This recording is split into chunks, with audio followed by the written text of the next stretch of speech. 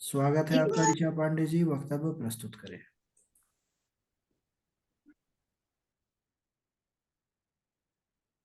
ॐ अस्मद्गुरुभ्यो नमः। ॐ परमगुरुभ्यो नमः। सर्वगुरुभ्यो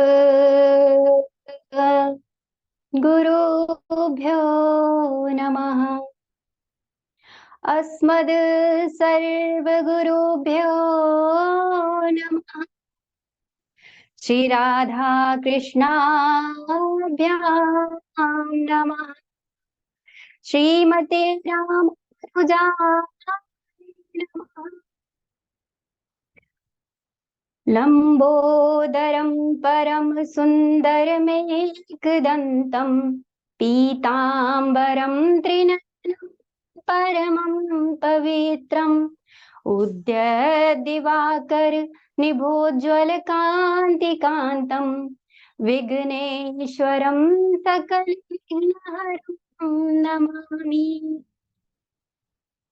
शरीरं स्वरूपं ततो वा कलत्रं यशश्चारुचित्रं धनं नेरुतुल्यं मनश्चेन लग्नं श्रीगुरुरङ्घ्रिपद्मे ततः किं ततः किं ततः किं ततः किं नारायणं नमस्कृत्य नरं चैव नरोत्तमं देवीं सरस्वतीं व्यासं ततो जयमुदीरये। जयतु जयतु देवो देवकी नन्दनोऽयं जयतु जयतु कृष्ण वृष्णिवंश प्रदीपा जयतु जयतु मेघ श्यामला कोमलांगा जयतु जयतु पृथ्वी भारनासो मुकुन्दा कृष्ण त्वदीय पद पंकज पंजरान्ते अद्यैव मे विशद मानस राजहंसा प्राण प्रयाण समये कफवात पेत्त कंठावरोधन विधो स्मरणं कुतस्ते बर्हा पीडं नटवरवपु कर्णियो कर्णिकारम् बिभ्रद्वासा कनककपिशं वैजयन्तीं च मालाम् रन्ध्रान् वेणुधरशुध पूरयन् गोपवृन्द बृन्दारण्यं स्वपदरमणं प्राविशद गीतकीर्ति करारविन्द नपदारविन्दम् मुखारविन्दे विनिवेशयन्तं पटस्य पत्रस्य पुटे शयानं बालं मुकुन्दं मनसा स्मरामि। रामाय रामभद्राय रामचन्द्राय वेधसे रघुनाथाय नाथाय सीताया पतये नमः। अंजनानन्दनं वीरं जानकी शोकनाशनं कपीसमक्षहन्तारं वन्दे लङ्काभयङ्करम् मूकं करोति वाचालं पङ्गुं लङ्घयते गिरिं यत्कृपातमहं वन्दे कृष्णं वन्दे यत्कृपातमहं वन्दे परमानन्दं माधवा। श्री राधा मेरी स्वामिनी मैं राधे जुकुदार श्री राधा मेरी स्वामिनी मैं राधे जुकुदास जन्म जन्म मोहे दीजिए श्री चरणन को वास सब द्वारन को छोड़ के मैं आयो तुमरे द्वार ओ वृषभानु की लाडली नित मेरी ओर निहार बरसाने की राधिका नंद गांव के श्याम, इनके चरणन में करूं मैं कोटि कोटि प्रणाम। कृष्णं नारायणं वन्दे, कृष्णं वन्दे व्रजप्रियं, कृष्णं द्वैपायनं वन्दे, कृष्णं वन्दे प्रथाशतम्। भक्त भक्त भक्ति भगवंत गुरु, चतुर नाम बपु एक, इनके बद वंदन किए, नासत विघ्न हले। बोलिए भक्त वत्सल भगवान की जय, वृंदावन बिहारी लाल की जय। अनंत कोटि ब्रह्मांड नायक, अचिंत कल्याण, गुण गण निधान, अकारण करुणा वरुणालय, अकारण करुणाकारक, जगदैक जगल सकल जन कल शापहारक, परात्पर पर ब्रह्म, निर्गुण निराकार, सगुण साकार, भगवान श्री कृष्ण एवं उनकी आह्लादिनी शक्ति प्राण प्रिया सर्वेश्वरी श्री राधा रानी जी के चरणार विंदों में दास का कोटि कोटि प्रणाम। समुपस्थित सभी भगवत भक्तों के हृदय में बैठे हुए मेरे सर्वेश्वर युगल सरकार के चरणों में मेरा कोटि कोटि प्रणाम। सिया राम मैं सब जग जानी, करहूं प्रणाम जोरी जुग पानी। बोलिए सुखदेव जी महाराज की जय, व्यास जी महाराज की जय, वृंदावन बिहारी लाल की जय, यमुना रस रानी की जय, सर्वेश्वरी राधा रानी की जय, सदगुरुदेव भगवान की जय। सदगुरुदेव भगवान के चरणों में प्रणाम करते हुए आइए आज की कथा में प्रवेश करते हैं। पिछले वक्तव्य में हमने सुना किस प्रकार भगवान श्री कृष्ण शांति दूत बनकर हस्तिनापुर में आए हुए हैं और किस प्रकार से वो दुर्योधन के 56 भोग को त्याग करके विदुर जी के घर में बड़े ही प्रेम और भाव से विदुरानी के दिए हुए केले के छिलके ग्रहण करते हैं। और इसके उपरांत भगवान ने विदुर और विदुरानी जी को निष्काम भक्ति प्रदान की है और पुनः विराट नरेश के यहाँ लौट गए। जब भगवान श्री कृष्ण वापस चले गए हैं तो धृतराष्ट्र ने विदुर जी को बुलाया है मंत्रणा करने के लिए। आज जब विदुर जी मंत्रणा करने के लिए धृतराष्ट्र के समक्ष पहुंचे हैं तो जो उपदेश जो ज्ञान आज विदुर जी ने दिया है इसको विदुर नीति के नाम से ये प्रसिद्ध हुआ है। तो आज विदुर जी कहते हैं धृतराष्ट्र से कि महाराज आप के लिए बेहतर यही होगा कि आप दुर्योधन जो कि एक दोस्त के रूप में है उसका आप त्याग कर दीजिए, क्योंकि जिधर भगवान श्री कृष्ण हैं और जिधर अर्जुन हैं विजय भी उधर ही होगी। और आप जो ये पक्षपात कर रहे हैं, आपका पक्षपात ना सहने योग्य होने पर भी पांडव सह रहे हैं।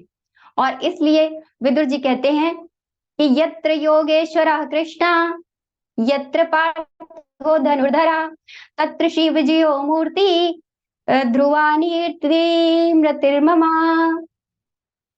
जहां योगेश्वर श्री कृष्ण है और जहां धनुर्धर गांडीवधारी अर्जुन है विजय भी वहीं होगी। और आप पुत्र मोह में जो अंधे हो रहे हैं यह आपके लिए उचित नहीं है, क्योंकि यदि एक व्यक्ति के कारण पूरा कुल संकट में पड़ रहा है तो उस व्यक्ति का साथ देना अनुचित है। और आप राजा हैं, आपको उसी प्रकार का निर्णय लेना चाहिए। और विदुर जी कहते हैं कि त्यजेत एकम कुलस्यार्थे ग्रामस्यार्थे कुलम त्यजेत, ग्रामम जनपदस्यार्थे आत्मार्थे पृथ्वीम त्यजेत। यदि एक व्यक्ति के त्याग से कुल का भला होता है तो उसका त्याग कर देना चाहिए। यदि एक कुल के एक गांव के त्याग से राज्य का भला होता है तो उसका त्याग कर देना चाहिए। और यहाँ तक कि यदि अपनी स्वयं के आत्मा के त्याग से पृथ्वी का भला होता है तो खुद आत्मा का भी त्याग कर देना चाहिए। इस प्रकार विदुर जी महाराजा धृतराष्ट्र से कह रहे हैं और कहते हैं कि सचिव वैद्य गुरु तीन जो प्रिय बोले भयात।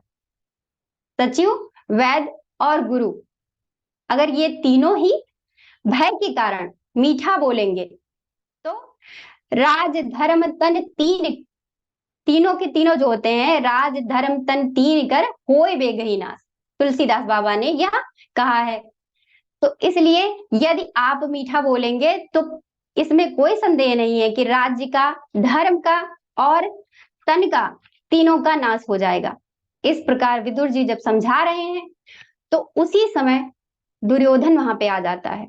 और जब दुर्योधन आया है और उसने विदुर जी की बातों को सुना है तो क्रोधित हो गया है और आंखें लाल हो गई हैं, होठ फड़फड़ाने लगे हैं और क्रोधित होकर कहता है कि इस दासी पुत्र को यहाँ किसने बुलाया हुआ है, और ये खाता तो हमारा है पर गुणगान हमारे शत्रुओं का करता है, और इस दासी पुत्र को अभी के अभी इस नगर से बाहर निकाल दिया जाए। बहुत से अपशब्द कहता है, परंतु विदुर जी चुपचाप खड़े हुए हैं, क्योंकि विदुर जी प्रतीक्षा कर रहे हैं कि धृतराष्ट्र कुछ बोलेंगे, परंतु आज धृतराष्ट्र कुछ नहीं बोले हैं। और जिससे विदुर जी को समझ में आ गया है कि विनाश काले विपरीत बुद्धि, और उनको समझ में आ गया है कि अब इस कौरव कुल का विनाश होने से कोई भी नहीं बचा सकता है। इस पर विदुर जी वहां से चले जाते हैं और जाने से पहले उन्होंने अपने धनुष बाण वही द्वार पर रख दिए हैं। धनुष बाण रखने का सिर्फ एक ही कारण था कि जिससे दुर्योधन ये ना समझे कि विदुर जी यहां से जाकर के और मेरे शत्रुओं से मिल गए हैं, इसलिए विदुर जी वहां से चले जाते हैं धनुष बाण रखते हुए। और इधर श्री सुखदेव जी कहते हैं कि सा निर्गतः कौरव पुण्य लब्धो, कि बड़े ही पुण्यों से कौरवों को विदुर जी प्राप्त हुए थे और आज कौरवों का वो पुण्य समाप्त हो गया है। जिस प्रकार त्रेता युग में श्री रामचंद्र जी के समय में जब श्री रामचंद्र जी से मिलने के लिए विभीषण लंका छोड़ के जाता है, तो जैसे कि रावण के वंश का विनाश प्रारंभ हो गया था, वैसे ही आज विदुर जी के जाने से कौरवों का विनाश निश्चित हो गया है। विदुर जी वहां से तीर्थ यात्रा के लिए निकल पड़े हैं। तीर्थ यात्रा पे भ्रमण करते करते आज विदुर जी वृंदावन के यमुना तट पर पहुंचे हैं, और वृंदावन के यमुना तट पर उनकी भेंट श्री उद्धव जी से हुई है। और जब उद्धव जी से बड़ी प्रेम भरी भेंट हुई है, एक दूसरे को हृदय से लगाया है, प्रणाम किया है, और इसके उपरांत विदुर जी पूछते हैं कि भगवान श्री कृष्ण और द्वारिकावासी कैसे हैं, उनकी कुशलता पूछते हैं। और जब उनकी कुशलता पूछते हैं तो उद्धव जी रोने लगते हैं और आंखों में अश्रु प्रवाह हो रहे हैं और कुछ बोल नहीं पा रहे हैं। इस पर विदुर जी पूछते हैं तो वो कहते हैं कि भगवान श्री कृष्ण रूपी सूर्य छिप जाने के कारण सब तरफ अंधकार हो गया है, और अब द्वारिका की कैसी कुशलता। इतना कहते हुए उद्धव जी कहते हैं कि दुर्भगो बत लोकोयम यदवो नितरामपि ये सम्मशंतो न विदुर्हरि मीना विवोडुपम, कि विदुर जी यह लोक भाग्यहीन है और उससे भी भाग्यहीन वो यदुवंशी हैं जिनके बीच में भगवान श्री कृष्ण रहते थे, परंतु वो उन्हें पहचान नहीं सके। जैसे अमृत चंद्रमा के समुद्र में रहते हुए भी मछलियां उसे नहीं पहचान पाती हैं। जब भगवान श्री कृष्ण स्वधाम गमन करने लगे उस समय उन्होंने मुझे आदेश दिया था बद्रिक आश्रम जाने का, परंतु मैं उनका वियोग सहने में असमर्थ था और इस कारण से मैं उनके पीछे पीछे प्रभास क्षेत्र पहुंच गया। और जिस समय मैं प्रभास क्षेत्र पढ़ा तो उन्होंने उस समय भागवत जी का ज्ञान प्रदान किया। जब उद्धव जी कहते हैं कि भागवत जी का ज्ञान प्रदान किया हमें, तो विदुर जी कहते हैं कि हे उद्धव जी, वह भागवत जी का ज्ञान यदि आप मुझे उसका अधिकारी समझें तो कृपा करके मुझे भी उसका थोड़ा सा अमृत पान कराइए। इस पर उद्धव जी कहते हैं कि हे विदुर जी, जिस समय भगवान श्री कृष्ण ने भागवत का ज्ञान दिया था उस समय वहां पर मैत्रेय मुनि भी थे, और भगवान श्री कृष्ण ने मैत्रेय मुनि से कहा था कि मेरा परम भक्त विदुर अवश्य आएगा, और जब वह आए तो क्योंकि मैंने अपने परम भक्त विदुर को कुछ भी नहीं दिया है, तो जब वो आपसे मिलने आए तो आप इस भागवत का ज्ञान विदुर जी को दीजिएगा। जैसे ही विदुर जी सुनते हैं कि जिस समय भगवान इस धराधाम को छोड़कर जा रहे थे तो उस समय मुझे याद किया था, विदुर जी प्रेम से गदगद हो जाते हैं, आंखों से अश्रु प्रवाह होने लगते हैं और उद्धव जी को प्रणाम करते हुए वहां से प्रस्थान करते हैं गंगा तट की ओर, जहां पर मैत्रेय मुनि हैं। और विदुर जी वहां से चलकर हरिद्वार पहुंचे हैं, गंगा जी के उस पावन तट पर जहां मैत्रेय मुनि से उनकी भेंट होती है। मैत्रेय मुनि और विदुर जी ने एक दूसरे को प्रणाम किया है और प्रणाम करके आज उन्होंने विदुर जी ने बोला है कि हे मैत्रेय मुनि, सुखाय कर्माणि करोति लोको नाते सुखम वान्य दुपारमं वा विन्देति भूयस्तत एव दुःखम यदत्र युक्तं भगवान वदेन्नः। मुनिवर, संसारी प्राणी सुख की प्राप्ति के लिए कर्म करते हैं, परंतु इसके बाद भी उन्हें दुख ही दुख क्यों प्राप्त होता है? वो सदैव जो काम करते हैं उसके बदले में उन्हें दुख प्राप्त होता है, इसका क्या कारण है? इस पर मैत्रेय मुनि कहते हैं कि हे विदुर जी, ये तो दुखालय है और यहाँ पर दुखालय में आपको क्या मिलेगा? दुख ही दुख मिलेंगे। इसलिए विदुर जी को इस प्रकार कहते हैं कि दुखालयम शाश्वतम। इसके उपरांत विदुर जी से जब विदुर जी मैत्रेय मुनि से कहते हैं कि आप ब्रह्मा जी की सृष्टि का वर्णन कीजिए, तो उन्होंने मैत्रेय मुनि ब्रह्मा जी की सृष्टि का वर्णन कर रहे हैं और कहते हैं कि जब ब्रह्मा जी ने सृष्टि प्रारंभ करी तो पहले सनत सनंदन सनातन सनत कुमार की उत्पत्ति हुई और उनसे ब्रह्मा जी ने सृष्टि करने के लिए कहा, परंतु उन्होंने मना कर दिया।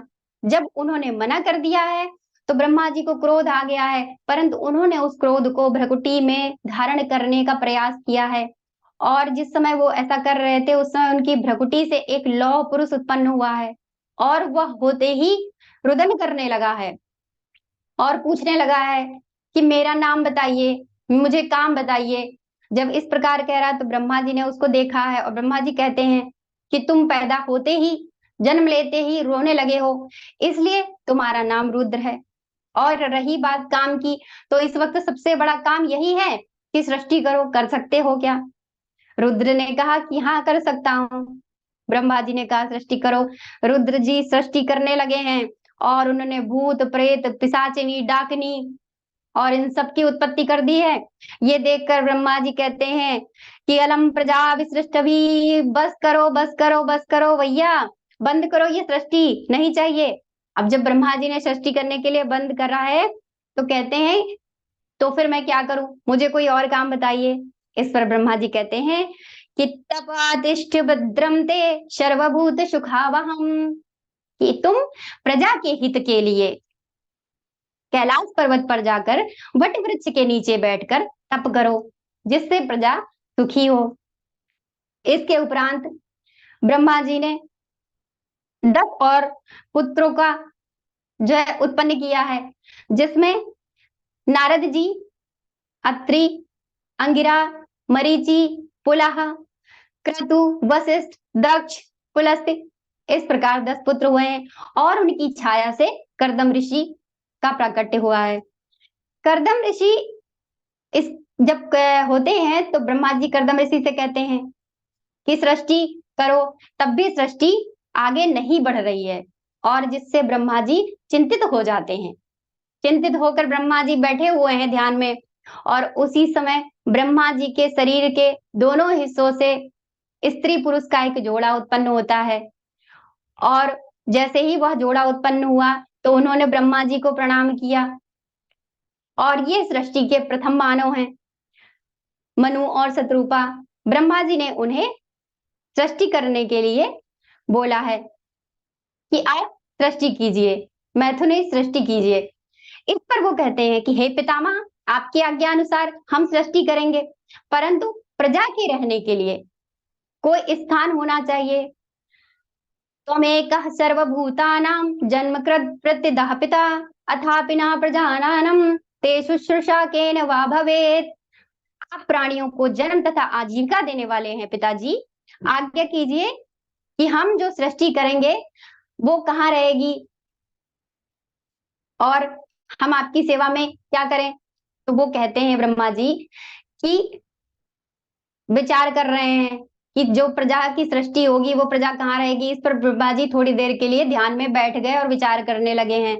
जब विचार कर रहे हैं तभी ब्रह्मा जी को छींक आई है और उनकी नासिका से एक अंगुष्ठ के समान शिशु बारह रूप में प्रकट हुआ है और देखते ही देखते वो हाथी के समान विशाल हो गया है। और जिस समय वो हाथी के समान विशाल हो गया है तो विशाल होते ही वो रसातल में जल में छलांग लगा देता है और जल में छलांग लगा करके वहां से वो पृथ्वी को ला करके स्थापित कर देता है और कि इसके उपरांत कहते कि इस पर आप सृष्टि कीजिए। अब यहाँ पे विदुर जी कहते हैं कि हे मैत्रेय मुनि, ये हिरण्याक्ष कौन था जिससे भगवान की मुठभेड़ हुई और जिससे पृथ्वी ला करके उन्होंने स्थापित की? इस पर मैत्रेय मुनि कहते हैं कि दिति दाक्षायणी छतर मारीचम कश्यपम पतिम अपत्य काम चक में संध्यायाम हृच्छयर्दिता। कश्यप ऋषि की पत्नी दिति नंदिनी है जो सायंकाल के समय काम से संतप्त होकर अपने पति कश्यप के पास जाती हैं और कश्यप जी से कहती हैं कि मुझे पुत्र प्राप्ति की इच्छा है। इस पर कश्यप मुनि कहते हैं कि हे देवी, मैं तुम्हारी इच्छा अवश्य पूर्ण करूंगा, परंतु यह संध्या का समय है और संध्या के समय में भूत प्रेत भगवान शंकर के सभी गण और माता पार्वती के साथ भगवान शंकर स्वयं भ्रमण करने निकलते हैं। इसलिए इस समय चत्वारि खलु कारेणे संध्या काले विवर्जये आहारम मैथुनम निद्राम स्वाध्यायंच चतुर्थकम। इस समय ये चार कार्य करना वर्जित है। शाम के समय भोजन करना, स्त्री प्रसंग करना, सोना और विद्या अध्ययन करना। महर्षि कश्यप ने इस प्रकार समझाने का बहुत प्रयास किया, परंतु देवी दिति ने जिद पकड़ ली और अपने दुराग्रह से ऋषि के कपड़े पकड़ लिए। जब उन्होंने उनके वस्त्र पकड़े तो उन्होंने देव की इच्छा समझ करके अपनी पत्नी की उस इच्छा को पूर्ण किया और उसके उपरांत स्नान ध्यान प्राणायाम करके भगवान के ध्यान में बैठ गए। कुछ समय के उपरांत देवी को अत्यंत लज्जा महसूस हुई और वो अपने पति के पास जाती हैं और दिति कहती हैं कि हे स्वामी, आपकी बात मैंने नहीं मानी, परंतु आप ऐसी कृपा कीजिए कि मेरा गर्भ नष्ट ना हो। इस पर कश्यप मुनि कहते हैं कि हे देवी, तुमने दुराग्रह किया है, इसलिए तुम्हारी गर्भ से जो संतान होगी वो राक्षस होंगे और वो दोनों ही बड़े घोर दैत्य होंगे और देवताओं को और पृथ्वी को बहुत ही पीड़ित करेंगे। परंतु तुम पश्चाताप करने आई हुई हो, इसलिए इस पश्चाताप के कारण तुम्हारे जो पुत्रों का पुत्र होगा वो बहुत ही परम भक्त होगा भगवान का और देवता भी उसका गुणगान करेंगे। इस प्रकार कहते हुए कश्यप जी फिर से ध्यान में लग जाते हैं। इधर देवी दिति का जो गर्भ है वो 100 वर्षों तक उनके गर्भ में रहा और 100 वर्षों तक गर्भ में रहने के कारण देवताओं का तेज क्षीण होने लगा है, सूर्य भी अंधकार में जाने लगा है। इससे सभी देवता परेशान होकर के ब्रह्मा जी के पास पहुंचे हैं और ब्रह्मा जी से कह रहे हैं कि हे ब्रह्मा जी, ये ऐसा क्यों हो रहा है? इस पर ब्रह्मा जी कहते हैं कि हे देवताओं, एक बार तुम्हारे पूर्वज और मेरे मानस पुत्र सनत सनंदन सनातन सनत कुमार चारों बैकुंठ धाम को गए हुए थे और बैकुंठ धाम में उनको भगवान नारायण का दर्शन करना था। 6 द्वार पार करने के उपरांत 7वें द्वार पर भगवान के पार्षद जय और विजय ने उन्हें रोक लिया। जब जय और विजय ने उन्हें रोका तो उनको क्रोध आ गया और उन्होंने क्रोधवश कहा कि तुम पार्षद तो नारायण के हो, परंतु तुम्हारा आसुरी प्रवृत्ति हो गई है तुम्हारी, इसलिए तुम जाओ असुर बन जाओ, 3 जन्मों तक तुम असुर बनो इस प्रकार और पृथ्वी पर गिर जाओ। इस प्रकार उनको श्राप दे दिया। जैसे ही श्राप दिया तो वो उनके चरणों में पड़ गए और क्षमा मांगने लगे कि मुनिवर, हमको असुर योनि प्राप्त हो, परंतु भगवान का स्मरण कभी भी ना भूलें। भगवान का स्मरण, ध्यान, चिंतन बना रहे।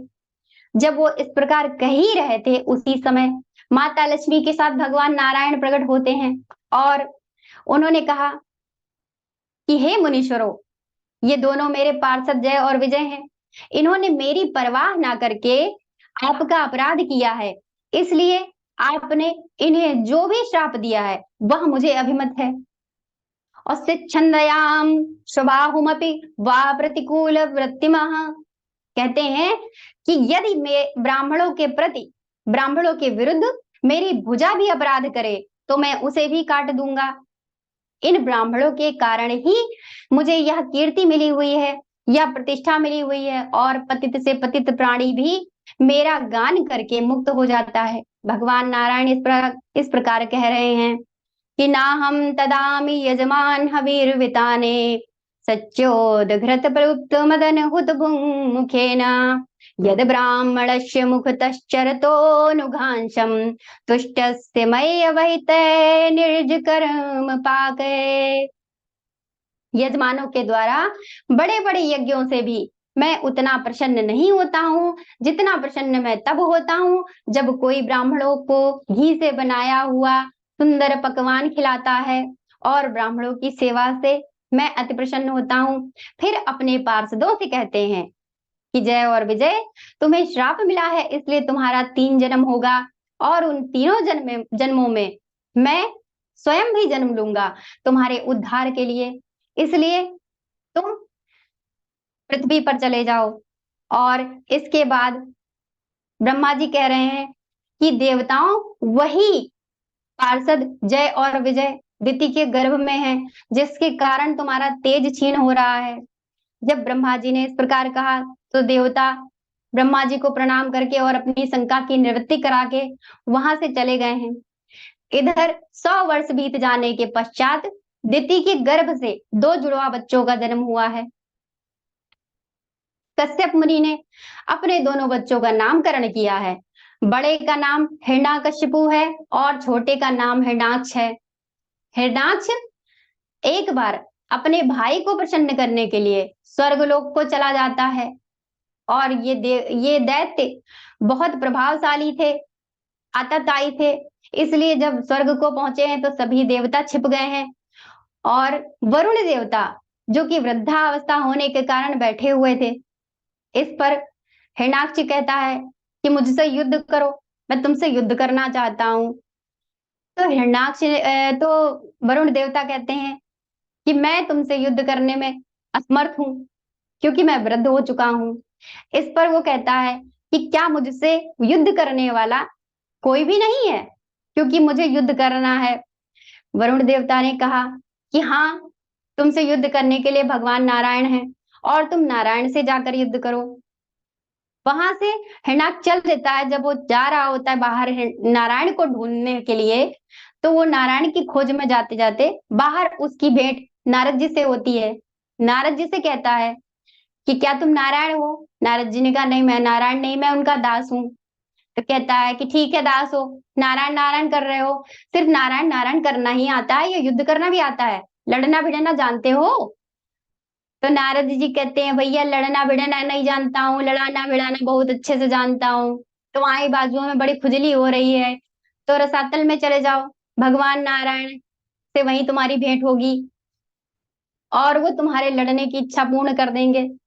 जब इस प्रकार नारद जी ने कहा तो हिरण्याक्ष दौड़ा दौड़ा रसातल की ओर आया, और देखता क्या है कि रसातल से पृथ्वी को ले जाते हुए नारायण भगवान वहां बारह रूप में है। तो उसको तो एक पशु ही दिखाई दिया, तो वो कहता है कि ए जंगली पशु, तो यहाँ जल में क्या कर रहा है, और इस प्रकार पृथ्वी को चुराकर कहाँ ले जा रहा है?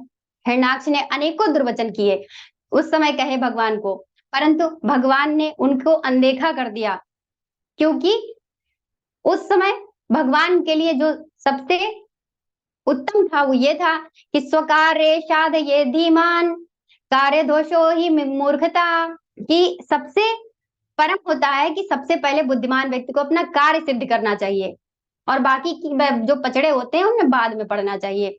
तो भगवान ने पहले अपना कार्य हल किया और पृथ्वी को जल से निकाल करके स्थापित किया। उसके बाद में भगवान नारायण कहते हैं कि सत्यम वयम भो वन गोचरा मृगा और युष्मद विधांत मृगये ग्राम सिंगान, कि तुम सत्य कह रहे हो, हम तो जंगली जीव ही हैं, परंतु तुम ग्राम सिंह हो। अब ग्राम सिंह का अर्थ तो आप सबको पता ही होगा। तो कहते हैं कि तुम तो ग्राम सिंह हो और तुम्हारे लिए तो मैं बहुत हूं। इसके उपरांत भगवान बाराह का और हिरण्याक्ष का युद्ध प्रारंभ हो जाता है।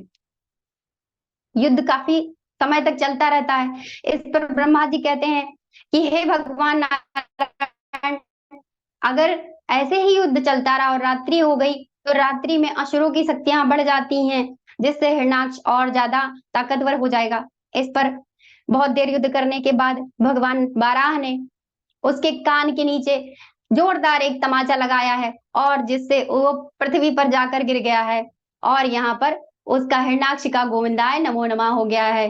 बोलिए बाराह भगवान की जय। इसके बाद विदुर जी श्री मैत्रेय मुनि से कहते हैं कि स्वयं चा मनोर्वसा परमा परम सम्मता तथ्यताम भगवन यत्र मैथुनेन धीरे प्रजा। मुनिवर, आप परम आदरणीय श्री स्वयंभू मनु के वंश का वर्णन कीजिए, जिसमें मैथुन धर्म से प्रजा की सृष्टि हुई थी।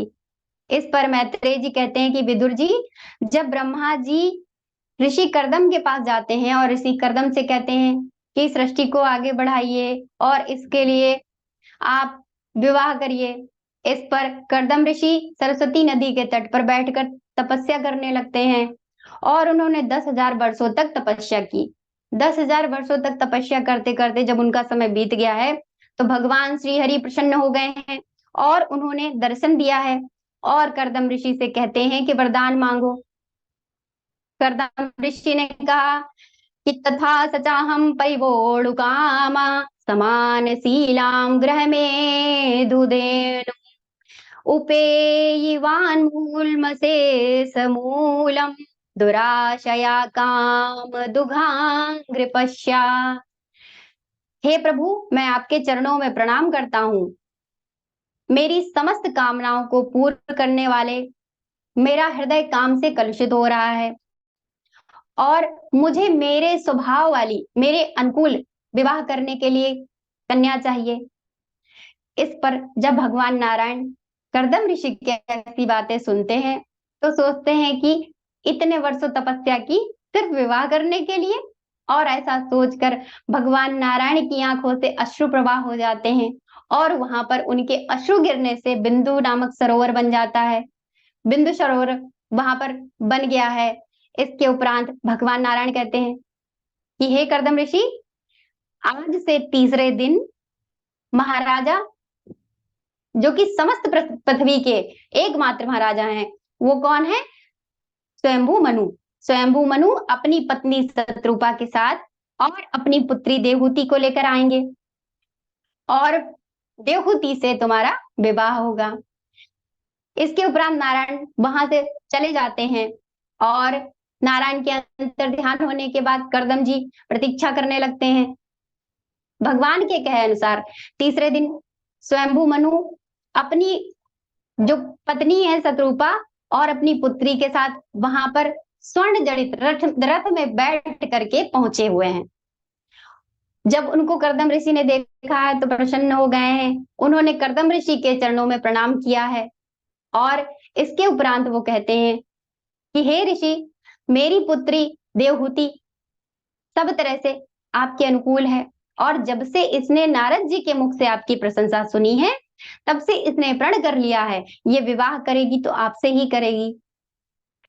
कर्दम ऋषि ने कहा कि ठीक है, मैं विवाह करने के लिए तैयार हूं, परंतु मेरी एक शर्त है। इस पर महाराजा मनु ने कहा कि क्या शर्त है? तो कहते हैं कि संतान होने के उपरांत मैं संन्यास के लिए चला जाऊंगा। जब इस प्रकार कह रहे हैं तो महाराजा मनु ने कहा कि ठीक है, आपकी शर्त हमें स्वीकार है और इसके उपरांत ब्रह्म विधि से देवी देवहूति का विवाह कर्दम ऋषि के साथ हुआ है और बहुत सा धन दे करके, बहुत सा दहेज दे करके वहां से महाराजा मनु अपनी पत्नी शत्रुपा के साथ प्रस्थान कर गए हैं। यहाँ जब कर्दम ऋषि ने अपनी पत्नी देवहूति को देखा है, उनके सौंदर्य को देखा है, तो उनको देख करके उन्होंने विचार किया कि यह जो कन्या मेरे जीवन में आई है, ये भगवान नारायण की कृपा से आई है। तो इसलिए वो कहते हैं कि हे देवी, पहले मैं भगवान को धन्यवाद कर दूं, क्योंकि भगवान नारायण की कृपा से ही तुमसे मेरी भेंट हुई है, तुमसे मेरा विवाह हुआ है। और वो भगवान को धन्यवाद करने के लिए ज्यों ही बैठते हैं तो उनका ध्यान लग जाता है, और ध्यान ऐसा लगता है कि कई वर्ष बीत गए हैं और वो वैसे ही तप में बैठे हुए हैं। और देवी देवहूति अपने राजसी वस्त्र उतार कर, वल्कल पहन करके उनकी सेवा में लग गई हैं। और सेवा करते करते कई वर्षों के बाद जब आज नेत्र खुले कर्दम मुनि के, तो कर्दम मुनि देखते हैं कि समक्ष में एक वृद्धा बैठी हुई है, सफेद बाल हैं, जर्जर शरीर है, झुर्रियां पड़ी हुई हैं। और कर्दम मुनि कहते हैं कि हे देवी, आप कौन हैं? देवी देवहूति ने कहा, ये तो बहुत ही उत्तम हुआ, एक तो ब्याह करा, ब्याह करके ध्यान में चले गए, अब तो मुझे भूल भी गए। तो देवी देवहूति कहती हैं कि हे स्वामी, मैं आपकी पत्नी देवहूति हूँ, महाराजा मनु की पुत्री हूँ, आपके साथ मेरा पाणी ग्रहण हुआ था, आपको याद नहीं क्या? तभी कर्दम ऋषि को याद आता है, और कर्दम ऋषि कहते हैं कि तुष्टो हम अद्यय तव मानवी मानदाया शुश्रूषया परमया परया च भक्त्या यो देहिनां यमतीव सुहृत् स्वदेही नावेक्षितः समुचितः क्षपितुमदर्थे। हे देवी, हे मनुनंदिनी देवहूति, प्राणियों को अपने शरीर से इतना प्रेम होता है, परंतु तुमने अपने शरीर की परवाह ना करके मेरी सेवा में ये सारा समय बिता दिया है। मैं तुम्हारी इस सेवा से अत्यधिक प्रसन्न हूँ। हे देवी, बताइए मैं आपके लिए क्या कर सकता हूँ, वरदान मांगिए। इस पर देवी देवहूति कहती हैं कि स्वामी, आपने मुझे एक वर पहले दिया था पुत्र प्राप्ति का, आप उसे ही पूर्ण कर दीजिए। इस पर कर्दम ऋषि ने कामक विमान की रचना की है, जो कामक विमान मन की इच्छा से, मन की गति से चलता है। और जब विमान की रचना की, सुंदर विमान देखा है देवहूति ने, तो देवहूति कभी विमान को देखती हैं, कभी खुद को देखती हैं और सोचती हैं कि क्या मैं इस विमान के लायक भी हूँ। जब ऐसा विचार कर रही हैं तो कर्दम ऋषि समझ गए हैं, और कर्दम ऋषि ने कहा है कि हे देवी, आप बिंदु सरोवर में स्नान करिए। और जिस समय देवी देवहूति बिंदु सरोवर में स्नान करती हैं तो 16 वर्षीय कन्या के रूप में बाहर निकलती हैं सरोवर से। और उसके उपरांत कर्दम ऋषि देवी देवहूति कामक विमान में जाते हैं, और कई वर्षों तक उन्होंने भ्रमण किया है। भ्रमण में कई वर्ष बीत गए हैं और देवी देवहूति को 9 कन्याएं हुई हैं। इसके उपरांत कर्दम ऋषि संन्यास लेने जाने लगे हैं। तो देवी देवहूति कहती हैं कि स्वामी, ये कन्याएं हैं, यदि आप चले जाएंगे तो इनके लिए वर कौन खोजेगा? और दूसरी बात कि कन्याएं तो ब्याह कर अपने घर चली जाएंगी, आपने मुझे पुत्र प्राप्ति का वरदान दिया था। तभी कर्दम जी को याद आता है कि भगवान ने स्वयं उनके घर में पुत्र रूप में जन्म लेने को कहा था, और ऐसा विचार करके कर्दम जी वहीं रुक जाते हैं। समय बीतता है, और समय बीतने के साथ ही देवी देवहूति के गर्भ से, कर्दम ऋषि के तेज से कपिल भगवान का जन्म होता है। बोलिए कपिल भगवान की जय। इसके बाद ब्रह्मा जी अपने 9 पुत्रों को लेकर के उनके आश्रम में पधारे हैं, और 9 पुत्रों से उनकी 9 कन्याओं का विवाह कराया है। मरीचि का विवाह कला से, अत्रि का विवाह अनुसुईया से, अंगिरा का श्रद्धा से, और पुलस्त्य का विवाह विरभु से, और पुलह का गति से, क्रतु का क्रिया से, भृगु का ख्याति से, और वशिष्ठ का अरुंधति से, और अथर्व का विवाह शांति से हुआ है। एक दिन ऋषि कर्दम एकांत में जाते हैं और अपने पुत्र, जिनके विषय में उनको पता है कि वो भगवान हैं, उन्हें प्रणाम करते हैं, और प्रणाम करने के उपरांत वन को जाने के लिए, संन्यास के लिए उनसे आज्ञा मांगते हैं। इसके उपरांत वो संन्यास धर्म स्वीकार करके संन्यास लेकर चले जाते हैं। आगे श्री कपिल जी अपनी माता का ध्यान रखते हैं और उसी बिंदु सरोवर के पास में रहते हैं। एक दिन माता देवहूति कपिल भगवान के पास आई हैं और उनको प्रणाम करती हैं और कहती हैं कि निर्विणाम नितराम भूमन सदिन्द्र यतर्षणात् येन संभावमानेन प्रपन्नांध तमः प्रभु। कहती है कि हे प्रभु, मैं अपनी इंद्रियों से, इस भोग विलास से, इसको पूर्ण करते करते थक गई हूँ और इस अज्ञान अंधकार में पड़ी हुई हूँ। इसलिए हे प्रकृति और पुरुष के विवेक के लिए मैं आपकी शरण में आई हूँ, मैं आपको प्रणाम करती हूँ और आप मुझे बताइए कि मुझे इस जो अभिलाषा है, इन अभिलाषाओं से कैसे मेरी मुक्ति होगी। इस पर कपिल भगवान कहते हैं कि योग अध्यात्मिक पुंसाम मतो निश्रेयसाय में अत्यंतो प्रियत्र दुखस्य चा सुखस्य चा। माता जी, सुख और दुख का एक ही कारण है, वो है मनुष्य का मन। और यदि मनुष्य का मन माया में लगा हुआ है, संसार में लगा हुआ है, तो उसके दुख का कारण है, मोह का बंधन है, उससे बंधता है। और यदि मनुष्य का जो मन है वो भगवान के चरणों में लगा हुआ है, तो उससे मोक्ष की प्राप्ति होती है।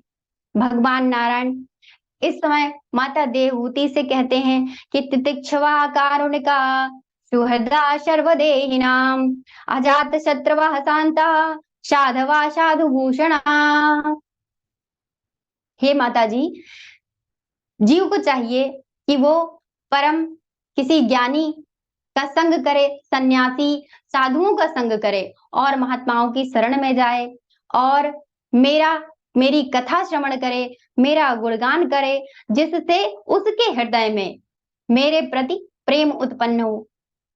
इस प्रकार जब कहते हैं तो माता देवहूति कहती हैं कि भक्ति की प्राप्ति कैसे होगी। इस पर प्रभु कहते हैं कि जैसे माता जी आप भक्ति के लिए भगवान की शरण में जाते हो और भगवान का ध्यान करते हो, तो भक्ति सदा ही आपके हृदय में विराजमान हो जाती है। इस प्रकार भगवान से माता पूछती हैं कि भक्त कितने प्रकार के होते हैं। तो भगवान कपिल कहते हैं कि राजस, तामस और सात्विक 3 प्रकार के भक्त होते हैं। और जिसमें एक भक्त जो मुझे अत्यंत प्रिय होता है, वो कौन सा है? तो वो है जो निष्काम भक्त होता है, वह मुझे अत्यंत प्रिय होता है।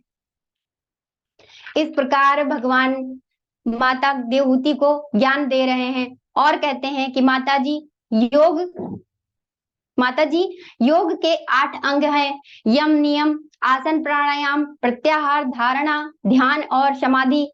सर्वप्रथम साधक को यमों का पालन करना चाहिए और ब्रह्मचर्य, अपरिग्रह, इन सबका संग्रह नहीं करना चाहिए और इसके पश्चात नियमों का पालन करे। यम नियमों का पालन कर किसी पवित्र स्थान पर पवित्र जल से स्नान करे और पवित्र स्थान पर आसन बिछाकर बैठ जाए और प्राणायाम के द्वारा प्राणों का शोधन करे। अपने मन को सब जगह से हटा करके ईश्वर में लगा दे। सच्चिंतयेद भगवत्स चरणारविंदम प्रजांकुशाध्वज सरोरुहुलाक्षनाढयम् उत्तुंगरक्त विलक्षण खच चक्रवाल ज्योत्सनाभिराहतम हृदयान्धकारम। जब साधक मेरा ध्यान करता है और मेरे सुंदर चरण कमलों का, उन चरण कमलों में की लालिमाओं का ध्यान करता है, तो साधक के हृदय में जो अंधकार होता है वो सदा सदा के लिए नष्ट हो जाता है। साधक को चाहिए कि मेरे एक एक अंग का ध्यान करे। इस पर देवहूति जी कहती हैं कि प्रभु आप मुझे बताइए कि किस प्रकार से ये जो भक्त होते हैं आपके, राजस, सात्विक और तामस, इन भक्तों के लक्षण क्या होते हैं। इस पर भगवान कहते हैं कि अभिसंधायाम यो हिंसा दंभमच्छर्यमेव वा सरम मे भिन्न दृग्भाव मयि कुयोत्स तामसा।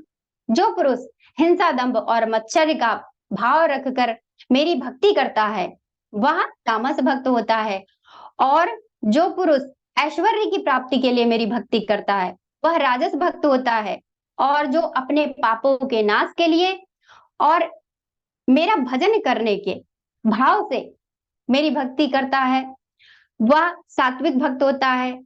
और माता जी, इसके अलावा जो कुछ भी नहीं चाहता है, जो सिर्फ मुझसे निष्काम प्रेम करता है, निष्काम भक्ति करता है, वह मेरा निर्गुण भक्त होता है। सालोक्यसारिष्टिशामेऽपि शारूप्ये कत्वमप्ययतु दीयमानं न गृह्णान्ति विनामस्येवनं जना। मुझे छोड़कर उसको सालोक्य सारिष्टिशामेऽपि शारूप्य और सायुज्य, इन 5 प्रकार के मोक्ष को की भी चाहत नहीं होती है, वह निर्गुण भक्त होता है। माता देवहूति पूछती हैं कि जो जीव देह और गेह घर में आसक्त है उनकी क्या गति होती है। इस पर कपिल भगवान कहते हैं कि गृहेषु कूट धर्मेषु दुखा तंत्रेश व्रतंत्रिदा कुर्वन् दुखा प्रतीकारा सुखवन्न मन्यते ग्रही। माता जी, जो सदैव देह गे परिवार में आसक्त रहता है वो आजीवन धन एकत्र करता है, अपने परिवार का पालन पोषण करता है, और पालन पोषण करने के बाद में जब उसकी मृत्यु का समय आता है, उसको बुढ़ापा आ जाता है, उसके बाद जब मृत्यु का समय आता है और उसकी सेवा का जब समय होता है तो घर वाले ही उसकी तरफ नहीं देखते हैं, उसकी सेवा नहीं करते हैं, और परंतु वो पड़ा होता है, प्रतीक्षा कर रहा होता है कि कोई एक गिलास पानी ही दे दे, लेकिन कोई ऐसा नहीं करता है।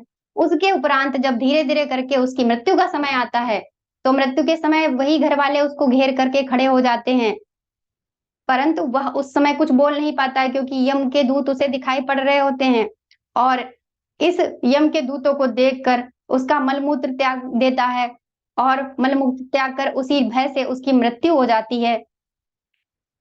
इस प्रकार वह फिर 84 लाख योनियों में भटकता रहता है, और अन्य योनियों में, अन्य जन्मों में वह फिर प्रतीक्षा करता है मनुष्य योनि की, और इसके बाद जब फिर से उसे माता का गर्भ प्रदान होता है और वह फिर से मनुष्य योनि में आने के लिए, तो गर्भ की वह पीड़ा उसको सहनी पड़ती है।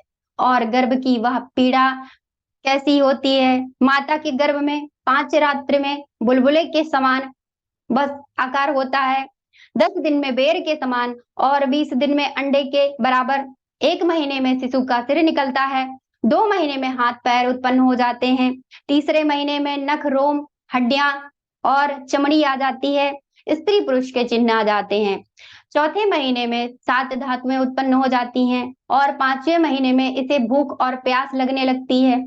छठे महीने में जेर से बंधा हुआ यह माता की कोख में दक्षिण की ओर घूमने लगता है। उस समय माता के द्वारा खाया हुआ अन्न धातुएं बढ़ने लगती हैं और यह मलमूत्र के गड्ढे में पड़ा रहता है। माता जो भी कड़वा तीखा खाती वह इसको लगता है। उस समय यह व्यथित होकर भगवान को पुकारता है, और भगवान को जब पुकारता है कि हे भगवान, मैं आपका ही भजन करूंगा और अब आप मुझे इससे मुक्ति दिलाइए, तो जब भगवान उस पर प्रसन्न होकर उसे फिर से मुक्त करते हैं, और जैसे ही वह गर्भ से बाहर आता है वह फिर इसी माया मोह में पड़ जाता है।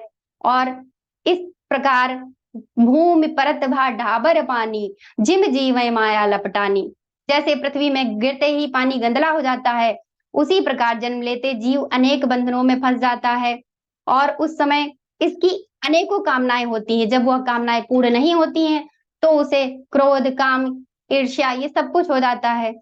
इस प्रकार बड़ा ही सुंदर वर्णन करते हैं, और ये उपदेश सुनकर माता देवभूति के भीतर जो जो भी कुछ काम, वासना, इच्छा, लालसा जो भी थी वो सभी समाप्त हो जाती हैं, और माता देवहूति वहीं पर सिद्धदा नाम की नदी बन करके बह जाती हैं। और जब भगवान देखते हैं कपिल भगवान अपनी माता को सिद्धदा नदी के रूप में परिणित होते हुए, प्रसन्न हो जाते हैं और प्रसन्न हो करके माता को प्रणाम करके वहां से गंगा सागर की ओर चले जाते हैं। बोलिए कपिल भगवान की जय, बोलिए देहूती मैया की जय। श्री कृष्ण गोविंद हरे मुरारी, हे नाथ नारायण वासुदेवा। इस प्रकार भगवान का जो भजन करता रहता है उसका सदैव कल्याण होता है, और इसलिए हम भी एक क्षण के लिए भजन कर लेते हैं। श्री राधे राधे गोविंद गोविंद राधे, श्री राधे राधे गोविंद गोविंद राधे, गोविंद राधे गोपाल राधे, गोविंद राधे गोपाल राधे, श्री राधे राधे गोविंद गोविंद राधे, श्री राधे राधे गोविंद गोविंद राधे। जय जय श्री राधे, जय जय श्री राधे, जय जय श्री राधे श्याम। राधे राधे गुरु जी। हाँ, राधे राधे। बहुत सुंदर, बहुत बढ़िया ऋचा पांडे जी। अच्छा, थोड़ा सा प्रयास किया करना है कि जो वक्तव्य हम बोले तो उसका श्लोक याद हो जाए, और बाकी अपनी वाणी को यही विश्राम दे रही हूँ सदगुरुदेव भगवान के चरणों में। हाँ, बहुत बढ़िया, बहुत अच्छा बोल रही हैं आप। थोड़ा सा श्लोकों को कंठस्थ जरूर करना है हमको, या तो और अच्छा रहेगा। गुरु जी गड़बड़ हो जा रहा था कुछ। श्लोक या मैं श्लोक। जैसे ही अचानक से मेरी आंख ऐसे फड़क रही इतनी तेज से, तो पता नहीं गुरु जी ऐसा टेंशन में सब बड़ा हूँ। अच्छा अच्छा अच्छा।